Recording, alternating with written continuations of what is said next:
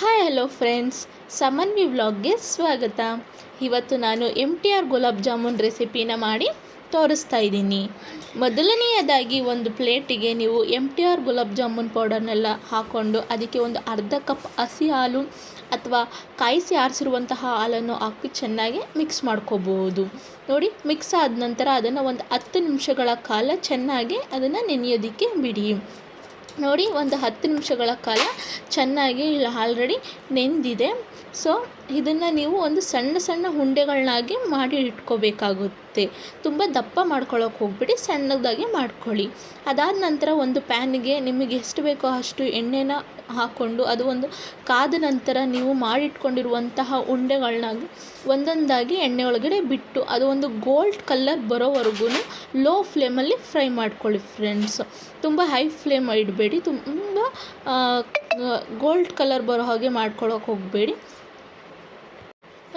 ನೋಡಿ, ಇಲ್ಲಿ already fry ಆಗಿದೆ. ಇಷ್ಟು ಕಲರ್ ಬಂದರೆ ಸಾಕಾಗುತ್ತೆ ಫ್ರೆಂಡ್ಸ್. ಈಗ ನಾವು ಸಕ್ಕರೆ ಪಾಕ ಮಾಡ್ಕೊಳ್ಳೋಣ.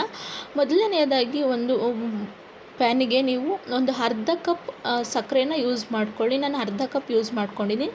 ಸೊ ಅದೇ ಗ್ಲಾಸಲ್ಲಿ ಒಂದು ಅರ್ಧ ಕಪ್ ನೀರನ್ನು ಸೇರಿಸ್ಕೊಂಡು ಸಕ್ಕರೆ ಪಾಕ ಮಾಡ್ಕೊಳ್ಳೋದಕ್ಕೆ ರೆಡಿ ಮಾಡ್ಕೊಳ್ಳಿ ಫ್ರೆಂಡ್ಸ್. ನೋಡಿ, ಅದು ಒಂದು ಲೆವೆಲಲ್ಲಿ ಕುದಿ ಬರೋಂಗೆ ಮಾಡ್ಕೊಳ್ಳಿ. ಒಂದು ಸಣ್ಣ ಎಳೆ ಪಾಕ ಬರೋಷ್ಟು ಸಾಕು ಫ್ರೆಂಡ್ಸ್. ತುಂಬ ಗಟ್ಟಿಯಾಗಿ ಮಾಡ್ಕೊಳ್ಳೋಕೆ ಹೋಗಬೇಡಿ. ನೋಡಿ, ಇದು ಒಂದು ಲೆವೆಲಲ್ಲಿ ಕುದಿ ಬಂದಾದಮೇಲೆ ನೀವು ಒಂದು ಸ್ವಲ್ಪ ಏಲಕ್ಕಿ ಪುಡಿನ ಆ್ಯಡ್ ಮಾಡಿಕೊಂಡು ಚೆನ್ನಾಗಿ ಮಿಕ್ಸ್ ಮಾಡ್ಕೊಳ್ಳಿ. ಈಗ ಸಕ್ಕರೆ ಪಾಕ ರೆಡಿ ಆಗುತ್ತೆ. ನೋಡಿ, ಇಲ್ಲಿ ನಾನು ಡ್ರೈ ಆಗೋದಕ್ಕೆ ಬಿಟ್ಟಿದ್ದೆ ಫ್ರೈ ಮಾಡಿಕೊಂಡು. ಸೊ ತುಂಬ ಡ್ರೈ ಆಗಿದೆ. ಡ್ರೈ ಆದಮೇಲೆ ಆ ಕಡೆ ಪಾಕನೂ ಕೂಡ ಆರೋದಕ್ಕೆ ಬಿಟ್ಟಿದೆ. ಅದಕ್ಕೆ ಪಾಕ ಆರಾದಮೇಲೆ ನೀವು ಮಾಡಿಟ್ಕೊಂಡಿರುವಂತಹ ಉಂಡೆಗಳನ್ನ ಒಂದೊಂದಾಗಿ ಪಾಕದೊಳಗಡೆ ಹಾಕ್ಕೊಳ್ಳಿ ಫ್ರೆಂಡ್ಸ್. ನೋಡಿ, ಒಂದೊಂದಾಗಿ ಹಾಕ್ಕೊಂಡಾದ್ಮೇಲೆ ಅದನ್ನು ಒಂದು 10 ನಿಮಿಷಗಳ ಕಾಲ ನೆನೆಯೋದಕ್ಕೆ ಬಿಟ್ಟಿದೆ. ಈಗ 10 ನಿಮಿಷಗಳ ಕಾಲ ಚೆನ್ನಾಗಿ ನೆಂದಿದೆ. ಸೊ ಈಗ ಗುಲಾಬ್ ಜಾಮೂನ್ ಸವಿಯಲು ರೆಡಿಯಾಗಿದೆ ಫ್ರೆಂಡ್ಸ್. Thank you.